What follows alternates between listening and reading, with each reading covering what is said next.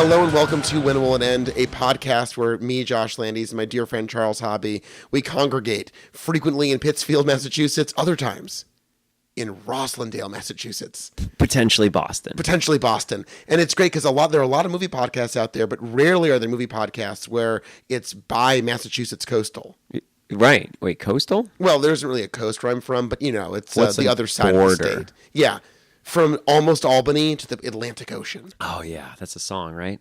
From almost Albany to the Atlantic, I pledge my heart to thee, when will it end? Wow. That's really good. Jaws 3 is a piece of shit.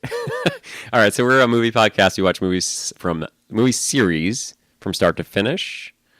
We start with number 1, go to number 2. Right now we're on number 3. Right, and I want to say, if you followed the podcast, you know that the third movie has often been a rallying point for a franchise. Well, Shrek 3. Shrek the Third.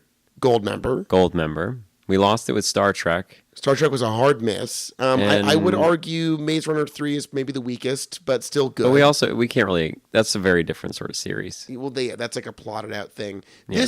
We were talking about how, at the top of the Jaws franchise, this is not a serial story.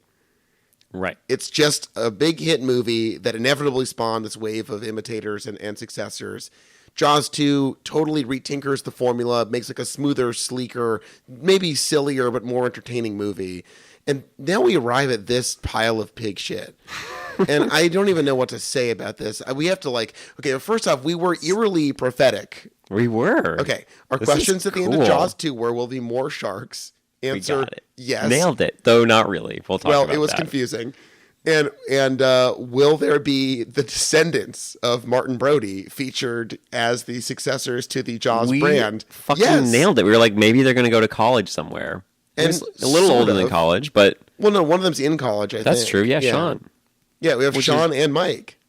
So even though this was 5 years later in real universe... They seem They're much older, because Sean's maybe 8 in Jaws? Sean is a child, if that. Yeah, maybe 5, 6, somewhere in there. He's now something in college. Right, so the gap in the movie years is 15 years or something. Which is fine. It doesn't have to... It doesn't have to be synchronized with time. Hey, who am I to shackle the Jaws franchise to, reality itself? Well, yeah. I mean, there's no big shark in reality. Well, we've talked about Jaws science. There? I think there are big sharks. That's real. Yeah. But Jaws science is still... The Megalodon. That was good. The Megalodon. Don't worry, we're not going to watch the Megalodon for this series. We're also not going to watch Mr. Holland's Opus as much as I'd like to. Yeah, you're backtracking on all of your promises. Yeah. I make a lot of promises. We can do it. We can do a bonus. That's why I've had so many girlfriends. We'll do a bonus. Can't hold my promises. We still have girlfriends in this episode, too. That's true. Okay. We're still there, but they don't know about our back. I mean, we're not going to do Mr. Holland's Opus. Do you think they'll stay with us? I honestly don't know. Allison, if you're listening, please just wait. We need to talk. We can talk about this. He can explain it. I can explain. Look, I know Josh very well. He'll explain it. Yeah. And she's a Holland head. It might be. Really? Yeah. Wow. And she loves his fucking Opus, too. Never met a Holland head. Really? But I mean, I can imagine if I were to meet a Holland head, they'd have to love the Opus. I mean, hey, it's sort of the big deal. That's his whole thing. Right. Yeah. So I would say, is this the first film in the entire series where we've both taken bathroom breaks without pausing? Because we were just trying to whittle down the hour 38 to credits. Yeah, you were like, wait, if I leave, are we allowed to keep the movie rolling? And I was like, you know what? If you leave in a movie theater, you're not going to go to the projectionist booth and say, hey, when I wave my hand, please hold film. You said none of this in our interaction. Please hold film. Hold film. And then I'll be back and I'll wave my hand again. And you start I've actually tried. Well, what happened? I was punched.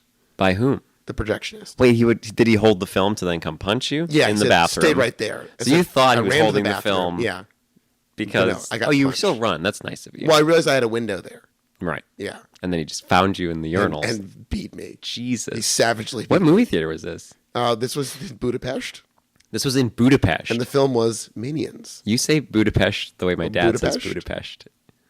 Yeah, like a cultured man. Right. A man of the world. My dad's that kind of loser that when we go to Montreal, he speaks French. That's awful. Even though he doesn't know how to speak French.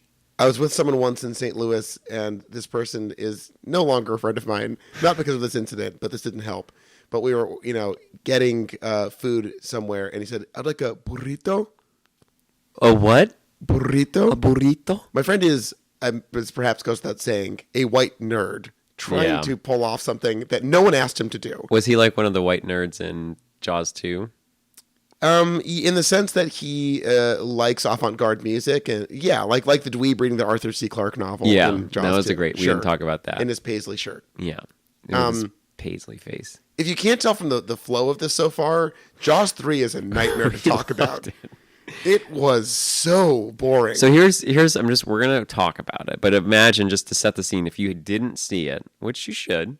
No, you shouldn't. You should not see Jaws 3. No. Imagine all the moments of a movie that are taken out. Like, they make a movie and then they're like, well, maybe they're writing the script and they're like, okay, so this is all the groundwork that we need to think about when writing the plot of a movie. You know, all the construction of things, the world building, like literal world building, like the show, like making a park, like in Jurassic Park. You know, we don't see them literally yes, fabricate the materials to build the park. Screenwriters are probably like, all right, this is the space that we're in, and we have to think about how they built it, the doors, all this, the fences, all these things, and then we can play in that space. Jaws 3 is the opposite, where they made a movie about the bullshit constructing of a world. They make all these efforts to do all those things that I love. Like, we see maps, we see like spatial relationships. Theoretically, we're given this overview. And like, okay, so to up the ante from Jaws and Jaws 2, we're now at SeaWorld, which is very funny to watch in 2019, where it's like common knowledge that SeaWorld is the Auschwitz for like sea mammals. It's like a very ugly, horrible place where creatures are mistreated by assholes. And now watching it now, those are the protagonists of the film, are those assholes that we know now from our historical vantage point are complicit in essentially a brutal crime. So, it was Shamu. Right. It actually had the like sad floppy fin. Right, that was SeaWorld. Literally SeaWorld. We're seeing like abused, defeated creatures living in what we now know is a hellhole. Yeah. So like that's we're going into it with that. It is fun. So like, where 30 years ago we might have just, or 30 years ago we might have just been like, oh cool, SeaWorld. Now we have the added bonus of being like, oh fuck, this isn't SeaWorld. Right. Well, it's like, you know, I get the pitch is like, it's Jaws in SeaWorld. Right. The main attraction is death, getting eaten by the main attraction. And now I'm like, Jaws, fucking burn it down, bro. Yeah, burn it down. Yeah, Lady Jaws in this movie. Sure. Hey, a lot of representation in this movie. There are finally black actors with speaking roles in this movie. Yeah, one of whom dies. Yes. There are two, half of which die in the movie. Sure. And then there's a woman shark, a mother shark. I would say that for the black actor, he is the only one that gets a cool death scene. You've seen Jaws 4? No, I'm saying, sorry, in this movie, like, only literally 4 people die in the whole movie. It's insane how boring this movie is. 2 of them are off screen. One of them is a man is hiding in a mouth, and then suddenly blood erupts. Nephew has the best death scene. Oh, yeah, that's another wonderful part of the representation. There are 2 black characters, and we learn that they are related. Yeah, Jesus. It's a very good movie. Louis Gossett Jr. is in this and is sort of doing a whole thing. Which one's he? He's Calvin. He's the park owner and operator. Okay, yeah, he's definitely doing a thing. Right. It's not really clear what his thing is. It's bad. It's not great. It's a bad thing. It's vaguely Cajun inflected because like Calvin Bouchard or something. He's like doing some like, due to technical difficulties, the park's been closed. And it's like, really bad. What is this? We don't even know where does it take place? Do they say? I think Florida, but they don't say. Right? I mean, God. I don't know. This movie is wild. So, okay, as many know, Jaws 3 is also known as Jaws 3D. Yeah, it's weird that it's been changed to Jaws 3, because Jaws 3D is what it is. Well, you can't sell a 2D Blu-ray and call it Jaws 3D. That's not... Right, but you can sell a 3D Blu-ray and call it... Maybe, do you think the 3D Blu-ray is called Jaws 3D? You know what? Wow. We'll have to find out. We'll have to look this up. By the way, this level of tension about captures the highest levels of what's... of drama. Are you done welding? There's literally an extended Not yet, welding honey. scene. To show the passage of time in this movie, they cut between the same shot while ominous music plays back and forth and back and forth. Of men standing. There's so much. Okay, so I said this during the screening. None of the other movies in the series have control rooms, which are the absolute hackiest bullshit Right. for any action or drama or thriller is to have scenes of people staring at screens waiting for things to happen. Yeah, Star Wars has those. Well, that they're essentially in one big control room. Right, the And Death Star. The beauty of Jaws and Jaws 2 is that they're never safe. They're never behind a screen. They're They are always in it. out in it. And in this movie, there's a lot of people looking at screens. Now, they do manage to make something of that in the climax of the movie, which they save for literally the last 4 minutes. I'd say less than 4 minutes. Maybe 3 minutes of the movie are interesting. Yes. And it's the last 3, which I guess is sort of an accomplishment. Like, the control room is smashed in the most bizarre and shitty 3D manner Yeah, possible. it's really good. Imagine a non-moving shark getting slowly bigger on your television screen, and then slow motion shots of the 4 main characters left alive going, no. Oh my god. And then smash. And all the 3D effects look like Sega Genesis graphics, It's basically. shit. And they're literally just doing close-ups of everything that's phallic. That is pretty true. Yeah, or like really thin phalluses. Can you imagine like a 6 foot long, 2-inch wide phallus? Or like a trumpet mushroom. A trumpet mushroom? Like a thin stem and then Sure, a large sure. cap. Okay, yeah. It's that kind of thing. Or a trumpet even. So here's something that I hated about this movie, and I complained about this during the screening. The rules of the shark keep changing, where frequently the shark is insanely fast and crazy and teleports around the park. And then whenever we're actually with the shark, it is moving so slowly. Yeah. Like so incredibly slowly. And it drove me crazy, where I'm like, I get they're trying to be more audacious with the effects and their ability to interact with the shark, but what it leaves us with is like the shark is this like big fucking Subway sandwich floating around the bottom of the ocean like a turd. Which does match the tone of the rest of the film. It is a dull movie. It is just not interesting. So we did get, the one thing that we did get right, we got a lot right, was when we did mention that Mike and Sean are back. They're older now. One of them is in love with another woman who works at SeaWorld with him. The lead biologist. Yes, who is a doctor and makes it known to Yes. the misogynistic Australian filmmaker. They have a snooty nature film documentarian character, but he's a very strange character because he seems antagonistic and then it's just sort of like a dick, sort of. Like he doesn't ever really blossom into being... No one dies because of him. And in the first 2 movies, people die because of selfishness or greed. And in this, he's just sort of a dickhead who dies because he's greedy. Yeah, and then you're supposed to feel bad because Hatchet Harry. His buddy, the great P.H. Moriarty. It's who plays so his best cool. buddy. Yeah, he was great to, like, he carried me through a lot of it. Well, the dumb shit snooty guy's like, we'll lure the shark with our own as a live bait. And the guy's like, I just don't feel good about that. Yeah. He's like, I just don't think we should do that. He's like, Yeah. It's fine. He's like, all right. All right. We're Yeah. okay. I trust you. You're gonna get it. Yeah, so we get to see our brothers back in action. Sean is deathly afraid of being in the ocean. Right. And you know the only reason why he would ever go back in? Trying to get that ass. Yeah, get that tight hole. Woof. Leah Thompson, of course, from the Back to the Future movies, is in this as a kind of a woefully underserved character. Who's Yep. one of the jet skiers who does the human pyramids at SeaWorld. Sure. And she falls in love with the sort of bland, persona-less Sean, who's now a cowboy from Colorado. Yeah, interesting take Real on that weird. character. Yeah, and she's like, come on, don't be a fucking pussy, get in the water. Maybe we'll fuck in the water. And he's Whoa. like, well, I guess I'll overcome the most horrible thing that ever happened to me that also ruined my father's life and sort of my brother, though he's rolling with the punches pretty well. He is doing pretty good. But honestly, Yeah. I think that makes that's the only character arc that continued well, I think.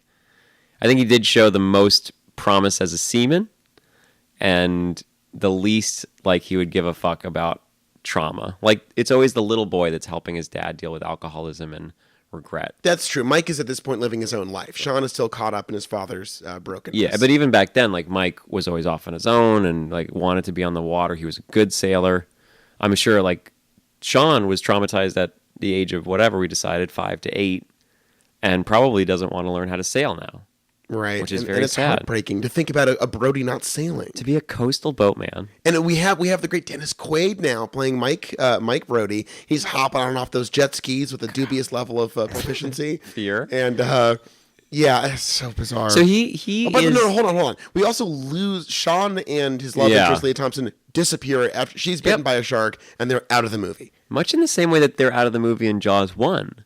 This is true. Because he also goes into the hospital and is never seen again. No, was that Sean who gets the shock, or is that Mike?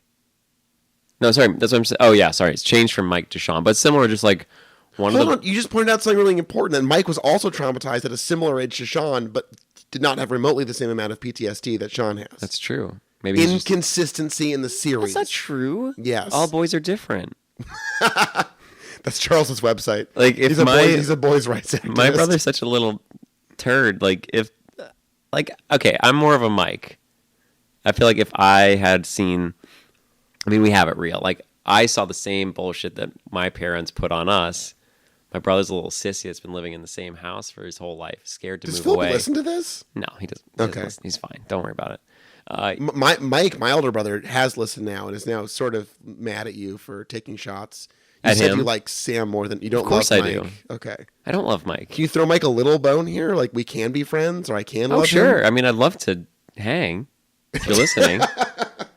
But I'd love to hang. You live in Virginia now? North Carolina. That was a beautiful olive branch.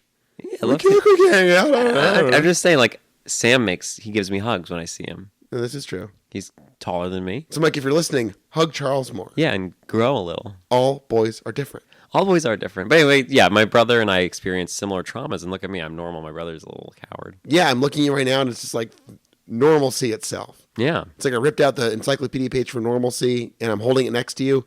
One and the same. Do you normalcy? Yeah. Like in Jaws. Ooh, because of the friggin' sea and the ships and the boats in the sea and the sharks are from the sea too.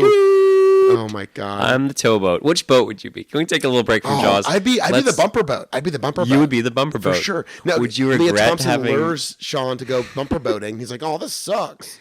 And then, to be fair, she's bitten by a shark while bumper boating. So lesson learned. And then she and he are bumped by the mean big man who does it multiple times. Twice, 2 times. So would you regret that action as the bumper boat, or would you be gleefully in love with? If you're bumper boating, them's the rules of the game. Okay, so you take your Dharma seriously as a bumper boat. I'm saying, if we're in bumper boats together. No, we're back. If you were a boat, any boat, you would be a bumper boat. Yeah, totally. That's a little good rap phrase. I'm a bumper boat. And I'm here to say that I'm gonna rap in a bumper boat way. Yes. I work in SeaWorld all day long. And then a shark done came along. This is good. You should be a rapper. Anyways, but you would be thrilled by living out your Dharma as a bumper, but you wouldn't be like, hey man, maybe we shouldn't be bumping things. Maybe emotionally we're all bumper boats in the tempestuous ocean of life. Wow. Fuck. Everyone listening, pause, go outside, take a walk. Let that fucking sink in. Yeah, sit on the side of the road. Or maybe it's true. Maybe that's a very elitist urban thing I just said. Maybe go sit by the sea and gaze out into it. Yeah, it moves so slowly, but you can get lost. Slowly. Yeah. Like the plot of Jaws. So basically you're saying that Sean and Mike could just be different people who respond to trauma differently in their lives. That's what I'm saying. It's not a plot hole that Mike is able to...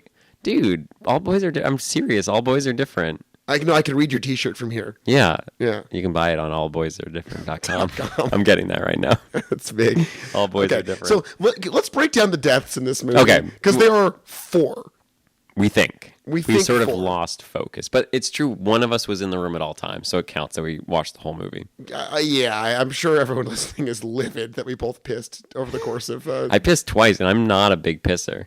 Like twice in a row? Yeah, I pissed twice during that movie. Wait, really? Yeah. When was the first time? Oh, no, you're right. It was after. It was right after, though. Wow. But I had that big ice You're telling me that all boys are different, but you can't even keep track of your pissing. That's a straw man theory? What is that? All-time low. Wow. Is that a straw man fallacy?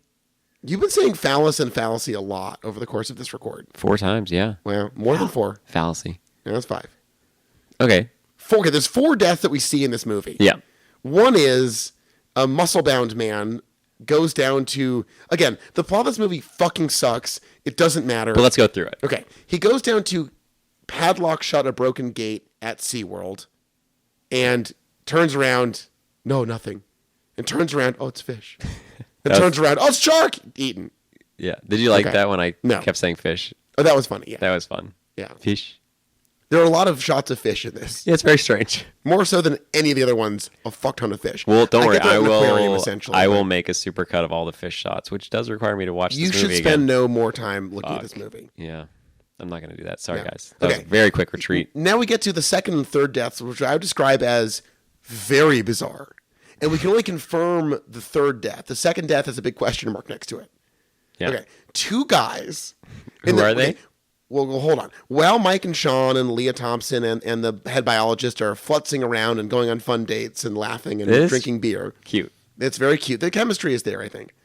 Two guys covered in grease paint wearing burglar outfits from like fucking Scrooge McDuck or whatever are breaking into SeaWorld with a raft and, as I understood the mumbled dialogue, are going to find a sunken car at SeaWorld that has something of a value in it for a reward, right? Is that what's going on? I mean, I didn't follow any of that, so I just take your word for it. Okay, I believe that is what's going on. One of them never resurfaces, and the other guy is eaten by a shark. We do see him return Right. in another great autopsy scene later in the movie. There are that's just the one guy. That's just the hunky guy. We never see what happens. To Oh, other that's the guys. hunky guy? That's the hunky guy. Oh, I thought that was one of the burglars. No, the burglars are basically an afterthought in the movie that never return or never explained. So who was the guy that were like, oh, I got his license and his passport and That's his, the and his hunky electricity bill? Because his girlfriend, the bartender, is like, "You tell that piece of shit if he's gonna fool around on me, he's done here." And they're like, "No, a shark ate him." They're like, no, well, they didn't even say that. They're like, no, look, we have his passport somehow and we have his driver's license. So And her name is Charlene. So or he's something. just lost. Yeah, He didn't go anywhere. He's just lost. right. And then And they're like, okay, that's good. he He's got just hit by a lost. shark. Yeah. Yeah, but no. So number two guy, possibly one of the burglars was eaten. Never We confirmed. think both were eaten, The but we didn't number, see. the other burglar was The definitely main thing to note here is that so far we had one death that was basically shown, but like you don't see it. You sort of see him go which is fine. That's classic Josh. and that's like shit. what 10 minutes in maybe. Yeah, Then deaths 2 and 3 question mark are maybe 20 minutes in. and all you see is the boat get dragged down. Right. Like it's such bullshit. Then the next death happens in the last 5 minutes of the movie. So in the middle part, literally nothing involving a shark attack other than Leah Thompson getting bit happens. They allude to 7 Is that guests true? being injured in the horrible press conference where the guy goes, "Then we had to close it down. Boys, go easy on me." It was pretty good. To the silent reporters who are not asking questions. I love that now that you're a journalist pro. That you're like a sexy star of journalism. That's me. You're always so quick to point out, like you're one of those assholes that was like if you were a spaceman, and then you went and saw like a space movie, you'd be like, oh, that's not right. That's not what black holes do. Well, my dad taught me that. Being an ER doc, he would, watch, doctor shows. He'd watch and be ER. like, oh, come on. Yeah. Yeah. So now that you're a journalist, sex god, now every Okay, time there's I just love, like, there's a press conference, and the reporter's like, what happened with the shark? What happened at the park? What's going on? and there's It's just like, like, guys, go easy on me. It's hysterical. it's good. But that is the energy of the movie. Okay, so we were talking. Wait, no, can I say one thing? Yeah, please. It's just like me now that I'm a professional server. Right. They showed that scene where they were bussing the table. I was like, Yeah. that would never happen like that. Right. Yeah, it was Yeah, really come great. on. It added a great depth to the viewing. Yeah, we were actually watching porn earlier set in a restaurant, and he was like, I would never blow someone in the restaurant like that. No. It'd be like this. It'd be like and then this. You wouldn't believe what happened next. It's behind the Patreon wall. Yes. Yeah. Okay, but no. This movie was doggedly dull. I'm just like looking back over that hour and 38 minutes. I truly don't know what happened for large swaths of it because there was like they tried. Okay, one of the sharks is a baby shark. Oh, right. So that's the other thing I wanted to say. Okay, this was so confusing. So I wanted to say we did nail that there was multiple sharks, but then they unnailed it by not having both sharks on screen at the same time. Right. This is proto Jurassic World, Yes. where it's about owners of a amusement park? Yeah, an adventure park, an experience sure. park, whatever. And then they find a way to make money and make it that sweet Cha-ching, sweet cha-ching, those dollar ducats, sign, stack of eyes, those eyes, dollar shekels. sign. Yeah. And that's the whole point of the movie is that the filmer guy's like, what if we did this, eh? What if we just kill you on camera, get you some that marketing buzz, get you up in the numbers, eh? And then the biologist is like, no, what if we capture Wait, can you the do her shark? voice like I did his voice? What if we capture the shark? We'll have the only... Oh, God. Come on, you got We'll it. have the only great white in captivity in the whole wide world. That's really good. It's me, Minnie Mouse. So they like, and then the owner's like, ooh, that's pretty good. Then the filmer's like, yeah, I can see it now. Filming the only shark in captivity in the whole wide world. And then they like fuck up and just kill the shark. Just dies. Yeah, it sucks. It's so dumb. Yeah, there's a scene where they're just like, the baby's back, and they're sort of like, oh, it's a baby shark. We got her. It's dead. And then they move it. What a fucking dumb baby. Jesus Christ, yeah. God, can you imagine a fucking... They're like, wow, that's the fastest recovery I've ever seen on a shark. And then they move it to a new tank and it dies? It's just like, it's so aggressively anticlimactic and stupid. Like, why even waste time with this? It leads to nothing. And then the mama shark who appears out of nowhere is mad that the baby shark is dead, and she's already inside the park for reasons that are never explained. Right. They don't... The thing about it is, like, if this were a movie I were making, they would have found the body earlier. I'm like, holy shit, there's a shark in the park. That's fun to say. Say it. Shark in the park? That's good. There's a shark in the park. And then they go, okay, wow. And then they find the baby shark, which we assume is the Jaws shark. And then they go through the whole thing, like, oh, we have it in captivity, and now it's dead. Like, oh, fuck. And now it's dead. And now this would be worse. Never mind. How about this? Jaws Okay. 3D : SeaWorld : Shark in the Park. Shark in the park. Subtitle, this time it's personal, but also in a park. The park is SeaWorld. Yeah. Okay, here's the thing. They're talking about national attention over the story. It's already SeaWorld. Yeah. Like, we already know about SeaWorld. How new was SeaWorld when this was made? I don't know, but it doesn't matter. It shouldn't matter. You know how much I gave a shit about this movie? Oh my I left God. my phone in the other room, so I wouldn't even be tempted to do any sort of fucking research. I'm trying to open up a Okay, Starburst. you take care of the Starburst. Can you throw me? I'm so hungry. I'm want one? going to die. Yeah, let me go grab Okay, grab one. So a big part of this movie that's interesting is that it's a changing of the guards. This We one's often... all gummy. It is. Look, I can tell it's gummy. It looks bad. You want it? Yeah. You Catch made it in your mouth. Okay, 1, 2, 3, and that's a terrible throw. Sorry. It's on the floor now. All right. No. So this is a changing of the guard. We have Joe Alves. You can throw it back at me. It's like fuzzy. Okay, it's getting in your mouth. Open your mouth, and that's bad too. Not That's on great. me. I slept over there. Don't eat Yeah, that. it's appreciated. Okay, so All right. Joe Alves, the second unit director of Jaws 2, and they say the creator of Jaws, the animatronic, is what they said in the back of the Jaws 3 Blu-ray DVD. He's the new director. I would describe his directing style as fascinating because he will often establish a scene and have people wander in and out of focus through the scene without any blocking that's apparent other than being in front of the camera. So there's scenes where you're like, who am I Yeah. supposed to be looking at? Oh my god, there's one scene where the dude in the background was in focus and the three main Oh my characters. God. Yeah, that was insane. Yeah, it's Then there's one scene where, okay, you have the snotty photographer who's far left in the shot. Right. He's talking to Louis Gossett Jr., who is not in the frame, who walks into frame out of focus and stands almost on top of the other guy. And then out of nowhere, and the camera is static and not moving, Right. Dennis Quaid just pops into screen on the right. So this like horrible, weird, staggered 3 shot where no one's in focus. But then suddenly, the British guy walks forward, and then the doctor comes in, and all 5 of them are on screen at the same time, all equally out of focus. But then people will pop into focus in the same shot where it's like it is crazy to look at. To say nothing of the 3D shots, which look like a crayon drawing shot through a broken bottle. Yeah. So here's what I was thinking. I looked up because I was like, who fucking shot this? It's a guy that's worked with William Friedkin on what would I say?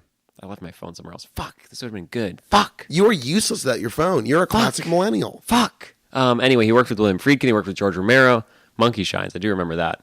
And he also shot Nighthawks, which is a pretty good movie. Anyway, he's worked with big directors doing big things. My thinking is this.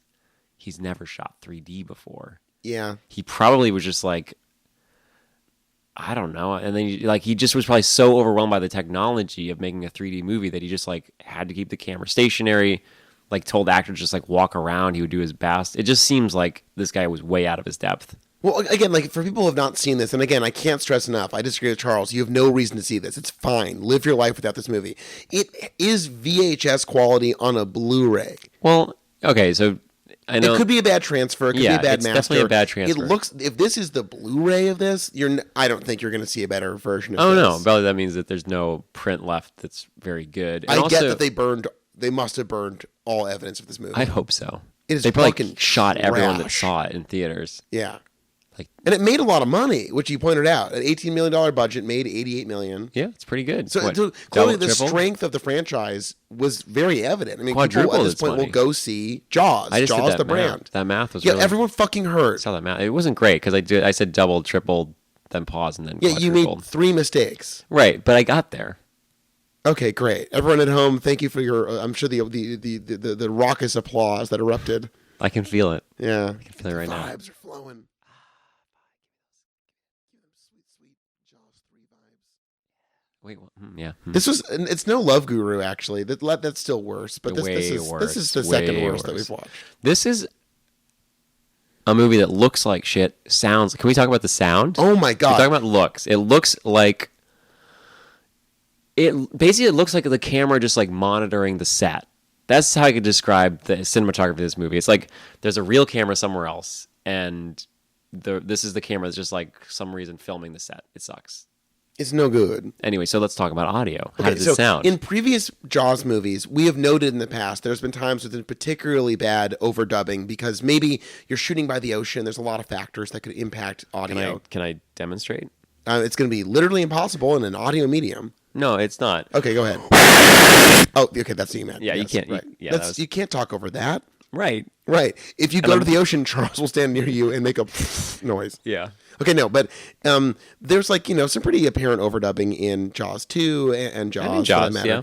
The sheer amount of overdubbing of dialogue in this movie is staggering to the point that it is disorienting and vaguely nauseating to see people speaking so out of sync with the audio.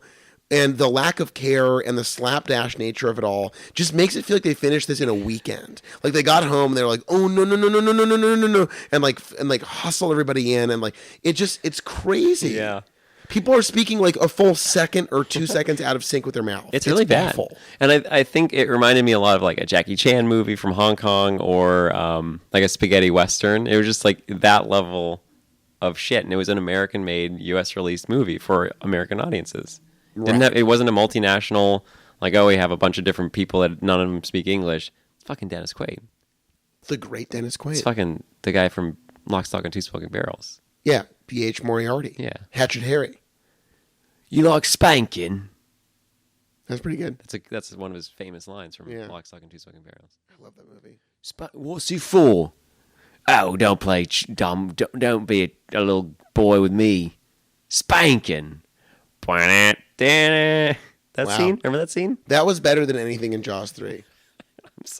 I'm sorry. Why are you sorry? Because We agreed to this. Well, it was your idea. Yeah. Jaws was your idea. Well, we haven't really talked about why, because it's the height of summer. We're like, maybe we should do a summer movie. Right. I think it's still a good idea.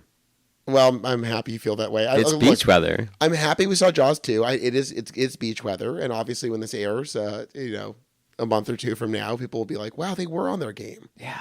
Peak beach weather. This is peak beach.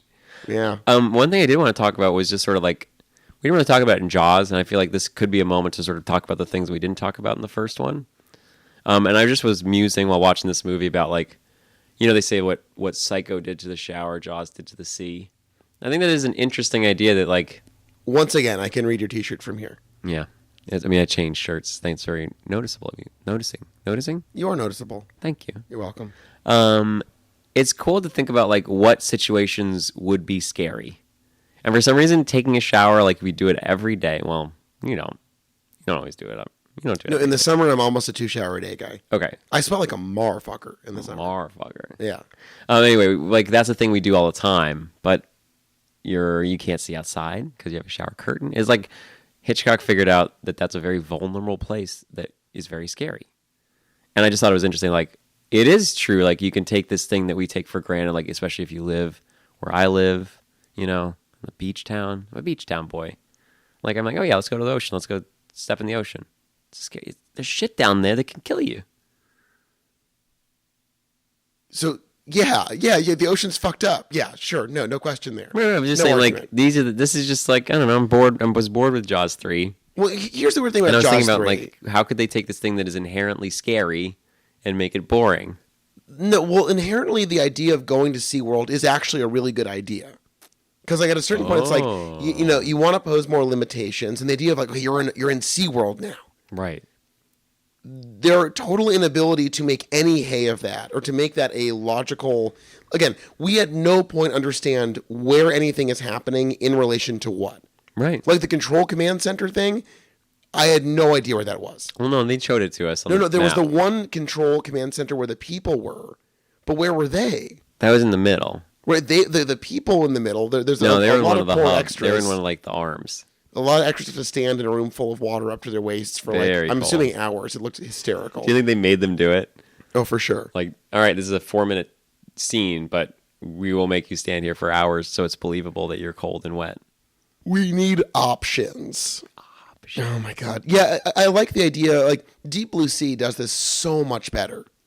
The same general premise of like we're on like a facility, and there's sharks in a facility, and obviously Deep Blue Sea not a perfect film. It's only a near perfect film.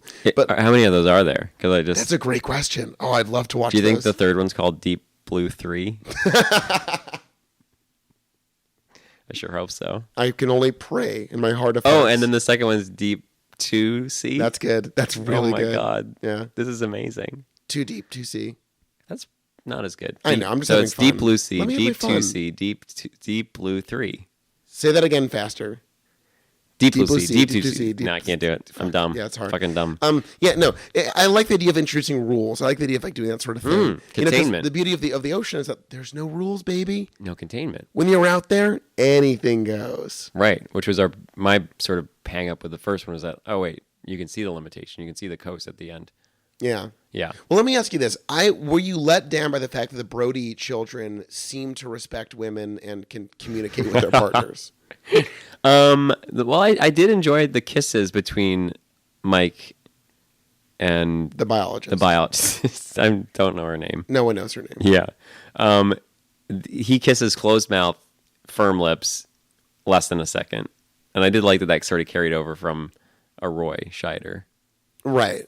But He man, has his father's tight-lippedness. Literally. Sean can kiss. Wow, Yeah, wow, Sean. wow, Oh, wow, Cowboy wow. Sean was like real horny. He was horned out in this movie. Yeah. He's like, I want to fuck in the elevator. I want to fuck in the sea. I want to fuck in the ambulance. I want to fuck. He just want to fuck. He want to fuck. just He wanna want to fuck. Hey, Sean want to fuck. so did Leah Anderson. Yeah, wanted Leah to fuck. Thompson. She was Oh. she was horny for Sean. She wanted to fuck. Yeah. It was great. And they have a classic romance where they play that game where you push each other to get off balance in a bar. Yeah. Standoff. What was it called? Standoff? Yeah. I thought they were on like a seesaw. No seesaw. Yeah, it seemed really, I don't know. It just didn't seem, it was bad. It was a bad way to meet character. It wasn't a great way to meet character, no. Sean was let down, I think. I didn't like his accent. I didn't like his hat. Didn't like his boots. Also, what kind of poser goes somewhere and like adopts the local accent? Like, I that know. fucking sucks. What a Well, that's what I try-hard was move. wondering. I was wondering if like that actor was from, John Putch? yeah, John Putch. I wonder if he was from like Colorado or something or Texas. And they're just like, I don't know. He knew the director and they're Colorado does not have an accent like a cowboy. Like, yeah. I don't want to boast, but I've been to Colorado multiple times. Yeah. It's just like every rich white area. They just all sound I would say Denver is the Jaws 3 of cities. Absolutely. Yeah. Yeah. Absolutely. What's the Jaws 2? Oh, great question. Like dumb but fun? Or like not I wouldn't say Jaws. It's not a great, it's like fun. It's a fun movie. And it has elements of goodness. Fun but it's not elements of great. goodness. Honestly, I'll give it to DC. DC gets a bad rap sometimes, but Yeah. honestly, it's like there are way worse cities out there. Uh-huh. It's somewhat bland and weird, but like I can think of off the top of my head a lot more Jaws 3 cities out there. And it's the house of our democracy. It is, and what a beautiful, it's a temple to what we've crafted in this land. Yeah. So yeah, Jaws 2 DC, Jaws 1. I don't know, maybe I think it is Boston, ultimately. There's a lot of history around it, but it sort of sucks. yeah, I like that. Like everyone's like, oh, Boston, it's like a real city. You're like, well, it actually sucks. Yeah, I like that. Yeah. Josh got here last night at 10:30 and he apologized for being out past curfew. Yeah. I don't know if you guys know this, but in the city of Boston, there are police patrolling the streets at 10 p.m. Yeah, making sure. Every window must be closed. Yeah. Shutters drawn. Yep. We still have shutters here because Yeah. of the storms. Batten down the hatches, they say. Yeah. Watch out for the redcoats, they say. Charles's roommate was swept out to sea just yesterday. Yeah, and I don't even live near the ocean, but it happened. Let me ask you this. We kind of glossed 10. over this. In Jaws 2, they go back and discover the orca, the boat from Jaws 1. They never go back to that. Yeah. So, because he finds it too. I don't know. It was interesting. Like, I think that could have been a nice way to, like, have his PTSD have some sort of physical object to it. Right, like having him confront that would have been interesting. Yeah. But I think it was mostly just like, well, that's how we'll start this. They're going to go find the sunken ship from the first movie. I like the idea. Because then in Jaws 3, the horseshit of Jaws 3 is that Sean doesn't really confront his feelings about water. There's never really a moment where he actually confronts that in a substantive way. No. Sean was a bad character. Yes, Sean was not great. All were bad characters, but Sean was one of the worst. Pointless. Yeah, I would agree with that. Yeah, I think it wasn't interesting, like, if we're comparing it to, like, Die Hard, which we will do. That's a movie about... Which is the Jaws of buildings. Mm-hmm. Yeah. We mentioned it every episode so far, so that's cool. That's a movie about a man that refuses to let a woman live her life. And this was the opposite. This was about a man that has an opportunity to do something important in his life, and he gives it up because he's a lonely coward. And I thought that was interesting. Well, that's the thing. I think that is actually a good dynamic where, like, he's like, oh, I'm going to go to Venezuela for this thing. And she's like, what about us? He's like, oh, we'll figure it out. And then by the end of the movie, he's like, I'll just stick with you. Yeah. And I think that's interesting because I don't know if back then it was seen as, like, a love romance ending, but for me, it's, like, a really awful, cowardly move on his part because they don't... I don't know. They don't really show, like, their... I like their vibe. Their relationship was... I hated it. To me, they just seemed like Dennis Quaid and the other person running around together. But they were laughing and kissing, and they have a dog. Yeah, just like his pappy. He holds Martin up his Brody, ears. He has a dog. Or was that in the second one? That's the first one. The sloppy basset. The third one. The basset is drinking water or whatever. It was milk, I think. It was really weird. Milk? Yeah. You don't feed a dog milk. That's crazy. I know. Those are for cats. I didn't think it was milk. No, cats. You don't feed cats milk. That's crazy. Yeah, you do. It's in all the cartoons. Yeah, cartoons are full of lies. No. Yes. No, that's America's news. No, it's propaganda. What? For the war machine. Oh. Yeah. The industrial Remember when complex. Daffy Duck fought Hitler? Mm-hmm. Yeah, propaganda. Yeah, that's true. Wow. Oh, fuck. That's... Wow. Makes you think, huh? I've never thought before. You know in Yu-Gi-Oh! When they deregulate the healthcare industry? I saw that episode. Right. That is just propaganda. Yeah, and I have that card. Capitalist propaganda. Yeah. When I got that card, when I unpacked my little booster pack, right, I threw it right in the fucking sleeve. What are those? Fuck. Yeah, whatever. The sleeve. The clear sleeve to protect your precious Yu-Gi-Oh cards. And if you're a Yu-Gi-Oh fan, it was a foil. Please email us. We love the Yu-Gi-Oh game. Can't wait to do the movies. Are there movies? Oh, you kidding me? There's got to be movies. Wow, that would be big. There's no universe where we don't have like at least 7 Yu-Gi-Oh movies. That'd be big if Josh and Charles Productions tackled the Yu-Gi-Oh films. It's sort of like goth Pokemon, right? Is that the Yu-Gi-Oh vibe? Uh-huh. It's like Pokemon for goths. Yeah. Like steampunk Pokemon. They're a little colorful for goths, I believe. But it's more arch and weird and dramatic. I think it's emo Pokemon. Do kids even say emo anymore? I feel like that's a real like dating ourselves thing. Maybe. But I gotta date hey, somebody. If you're listening and you're emo. Oh my god, if you're we can't have everyone. Emo. Josh, stop it. Email you're begging the for emo. attention, much in the same way Please. that Sean begged for. Sean's pickup line was, "I'm lonesome, and I love you," or something. Please love me. And that's what. Ever since the shark hurt me, I needed the love of a woman. That's what Mike said too. He's like, "You're spending all this time with this dumb baby shark. I miss you." Yeah, he's jealous of really a shark. Pathetic. That's how fragile his masculinity is. That's what I really do think that this ending sucks. And it's cool, but it sucks for him where he feels like he can't just leave this woman that he's known for. They tell us that it's been a year and a half. Yeah. And it's like, yeah, it's only been a year and a half. Right. If you're trying to pursue your life, you should. A once in a lifetime opportunity, or you're going to just be like your papa and go live in this place that you don't belong in with a woman you don't care about. Well, okay, we do learn a little bit, just to pull on that thread about his father for a minute. We do learn a little bit about like what's happened in the Jawsverse, where basically we learn that Martin Brody still lives on the island. Yeah, which is interesting. Which is fascinating. Yeah, none of us was he rehired? We don't know. Yeah, but he did not leave the community. No, he felt at home there, I think. Yeah, he said, Amity, the place where over and over again the most nightmarish things have happened to me and my loved ones. This is the place I will stay for the rest of my life. I would have moved, I think. I think many would have moved after multiple shark attacks, yes. Yeah. Yeah. Yeah, especially for a man who hates the water. Yeah, he hates water and has killed 2 massive sharks in very dramatic manners. Yeah. No thanks. Not for me. No. I'm a coward through and through. And you own it. Yeah. If there was like a snake in my house one time, I would burn the house to the ground, change my name, and move to another country. Yeah, because snakes are notorious in their dogged identity theft A snake, attempts. you joke, it happened to my uncle. Really? Yeah. So what'd the snake do? Rented an hotel room in Vegas and just started churning through his retirement fund. Fuck, on what? Like Coke? Penny slots. Penny slots? Penny slots, one at a time. Yeah. I just imagined a snake using penny slots. Isn't that cute? Yeah. Really Yeah. cute. We saw a lot of critters in this movie. Oh, okay. What was your favorite non-shark critter in the movie? I got like it. the smooth turtle. We see a weirdly smooth turtle. I at like one the point. frog that jump at me. The frog that jumped for you, good. Yeah. There's a lot of shots of just aquariums in this. Which, you know what? They really need to pad this movie out more, so thank you. Okay, we I were couldn't watching take this the movie, pace. and at a certain point, we were like, I think this is almost done, but none of the energy of what we're watching would indicate that we're getting towards the end of anything. Yeah. And then the end is quite abrupt. Yeah, basically you have, if you can imagine,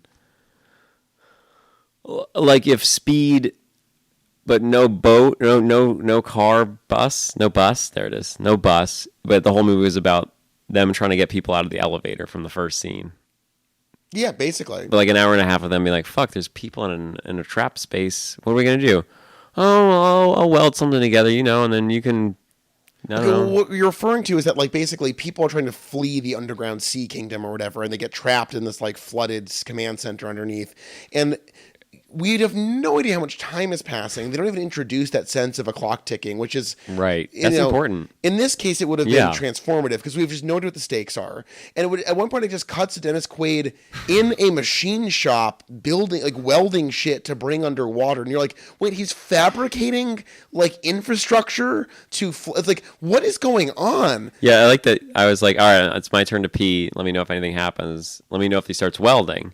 And as soon as I leave the room, you say, "Oh, they're starting welding." Yeah, you missed some of the welding. I thought you were joking. No, but for the record, there's a lot of welding. I missed it all. Well, I didn't miss it all. You definitely caught some of the welding. Oh God, yeah, the ending where Jesus, he's like using that tool underwater.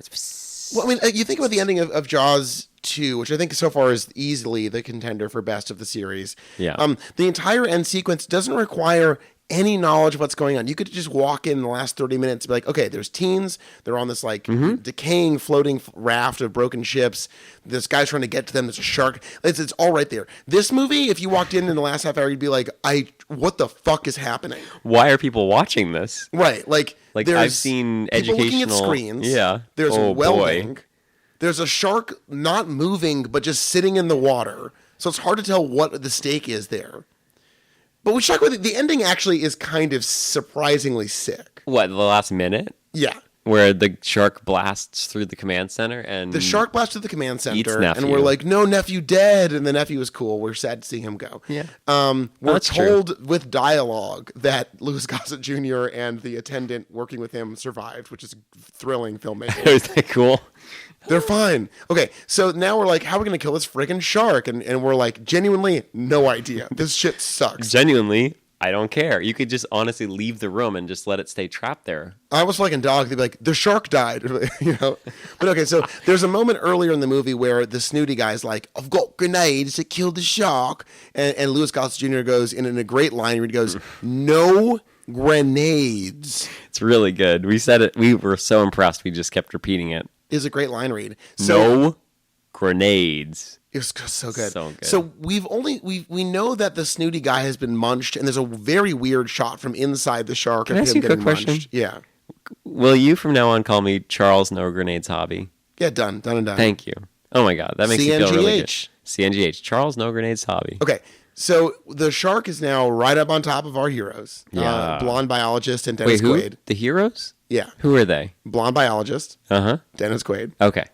Gotcha. And I never thought about them in that the way, shark, but yes, you're right. yeah, the heroics are very low-key. Yeah. They're basically like kind of like his dad, like a shitty like employee.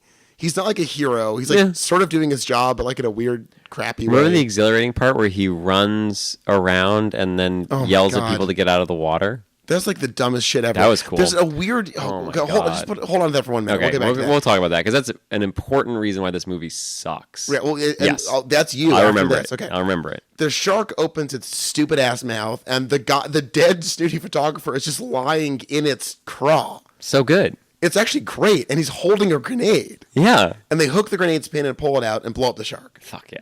It's actually kind of cool. It's like the one thing where like, oh, this is actually a cool visual. I was surprised. I was like, whoa, he's alive. Right, the nephew getting munched. Or he's dead, I guess. But he's dead. He's but intact. like it's eerie and weird and actually kind of clever. There's autopsy shots in this, but they suck. They look so bad. It's the one shot which is kind of haunting and weird in the whole movie. And it's pretty cool. It's cool. Okay, but you were saying, you brought up a great point. There's a moment in the film where Dennis Quaid has to run across the campus of SeaWorld to warn people about the shark. Okay, so it's trash. Set the scene. Okay. Because this is a scene that it's on the cover. Yeah. I thought it was going to be the set piece of the film. You have 2 groups of water skiers, 3 power boats. You got shenanigans on the... You got people. So many people to die there. No one dies.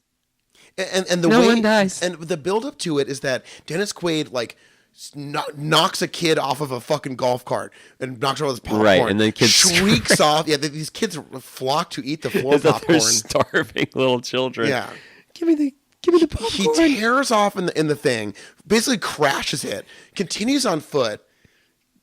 Again, the outcome of all of this is just that one person is bit. That's it. And it's the main. It's another part of in another part of the resort. We have no idea what the relationship, where the bumper cars are, which we have no idea where that is, in relation to that. It's nuts. Yeah, and in the first movie, a naked teenager is eaten alive. A child's eaten. Fuck. Like things are so dramatic and crazy. Eaten. A dog. Yes. And in this movie, like the payoffs are so until the very last seconds of the movie almost non-existent. You have people skiing right above the shark and nothing happens. It's like, wait, why'd you set up this did you do this deliberately to make us feel bad? Like you set up a perfect scenario to watch people we don't care about get eaten by a shark. That's why we're all here. That's why we're here. In the first movie, it's lumpy where there's moments and there's both moments and scenes where things move really kinetically and are exciting, and then long stretches of boredom and uselessness. Mm-hmm. In the second movie, not the best movie I've ever seen, but consistent, flows pretty thoroughly. This movie never starts. It doesn't even take off again until the last moments. And you're left at the end being like, what did I watch where so little occurred? Yes. And again, it's Jaws 3D. We've had 2 movies of experience to set up these set pieces. We're taking on SeaWorld. Right. Ooh, good point, Josh. And yet none of this pays off. Good point. It's such a missed opportunity that it's astonishing. I like that point. This is what we're exploring here. When you make movie 1, movie 2, movie 3, we now have expectations of, in this case, shark terror. You cannot go backwards in the level of shark terror. That means a bad Jaws movie. Well, there's also, you're doubling the sharks. Tripling the Ds. Tripling the Ds. Wow. You've got multiple Brodies on scene. Wow. And yet still things just sort of come and go. I always hated movies when characters just leave outright. And they do that so blatantly 2/3 of the way in the movie with Leah Thompson and Sean. They just leave. Which is something you can say about Spielberg. Like, you have that's what is beautiful about narrative fiction, is that you have characters that you follow. And when one of them just vanishes, it's like, well, what? This isn't a Spielberg movie. No, I'm saying the first one has that problem. Like, the kid goes to the hospital, never seen again. That's true. That's a dangling thread. That's a little weird. They make such a point about him having shock, which feels underwhelming, and then he never comes back. Yeah. It's weird. And then, like, the whole Richard Dreyfuss character, like, literally just hides at the bottom of the ocean until everything goes away. It's like, that's pathetic. Pathetic character. Yeah. But pathetic character writing, too. Now, let me ask you this. Here's a challenge to you. If you were going to bring back one character from Jaws 1 or 2 for Jaws 3 to try to redeem it a little bit, you seem already set in an answer. Yeah, I was going to ask, it seems too easy. Yeah. Robert Shaw's little greasy friend with the dog. Yeah, I hadn't thought about that. No, that's a whole spin-off series. Okay. That's like... That's the Netflix miniseries. That's an Amazon You Prime, want, yeah. 12 episodes. Okay. Now, who'd you think of? I mean, it's obviously Roy Scheider's character, but I feel like that's Yeah. too easy. We can't have that. Right. It's we're too crutched on him just sort of carrying the weight of this film. Right. I think we need to find something else. Oh boy. I mean, a little dose of Andy would have been real special. In Jaws 3, there's briefly a shot of like a heavyset, goofy guy playing standoff with Leah Thompson. And I'm like, is this our new Andy? I love this guy already. He could look kind of like me. A bearded guy, got a tummy on him, having some fun. That's me in a nutshell. That's you. And no, we're deprived of that. But I think that's good. I think if the movie stayed the same and we just had a beloved character return, I would have felt cheated. And like I would have felt bad for the character being sullied, dragged through the mud, as they say. In this case, the Jaws 3 mud. Right. The sand, even. Sure, the wet sand. The wet, clumpy sand. No Ugh. thanks. Leave. You know what? They're too good. Yeah. They've gone to heaven. Wow. Yeah, where they get to hang out with God, Yeah. and Jesus, and that little girl that loves God and Jesus, and Mary. The blonde woman from Jaws 2? She was a girl, but yeah, Sure. the blonde girl. She's a woman now. She's dead. She's in heaven. We don't know that. When you go to heaven, you return to your child form because it's the most pure. That feels weird Josh, to me. we read the Bible between It's true. We watching did pour over the New Testament. And there are actually, I didn't realize there's a lot of references in Christianity to sharks and shark attacks. Yeah, Yeah. and Jesus. Yeah. Yeah. So, in my mind, both Roy Scheider and Andy, they're both in heaven. Up there at the angels. And Jesus and God and the little girl. What if like Andy like overdosed a few years after the movie? Yeah, his career ended in 80. I'm not even talking about what Gary Sprinter or whatever his name was. Gary Springer. Springer? What's that show? Jerry Springer. Yeah, isn't that weird? No. Is the show Jerry Springer weird? No, but the fact that Gary Springer is also a real person. No, I don't think it's that weird. Yeah, it wasn't weird. Fuck. I thought it might have been weird. This movie could have used some weirdness. And like, you know, there's a great John Malkovich in Deepwater Horizon plays like a nefarious like Cajun guy, and it's so sick. You're saying we needed a cameo. Well, I'm saying we needed some shot of life to this. And I thought there'd be Louis Gossett Jr., but his character is just very underwhelming and uninteresting and doesn't really give us like, I wanted something.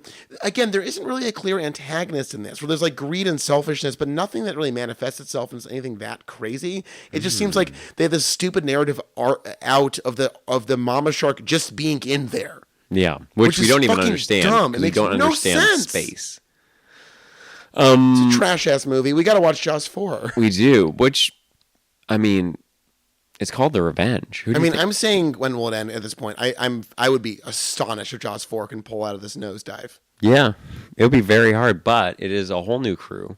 If there's a whole new crew, that's a little heartening because I think that what we learned from Jaws 2, you actually can make a lot of meat even out of that basic premise. Yeah, Which was not fully delivered on in Jaws. yeah. Jaws 3 tries to think big, like a Shrek 4, I would say, tries to swing big with like a SeaWorld, which is like a good idea on paper, and ends up being a sort of a wet fart. You know what?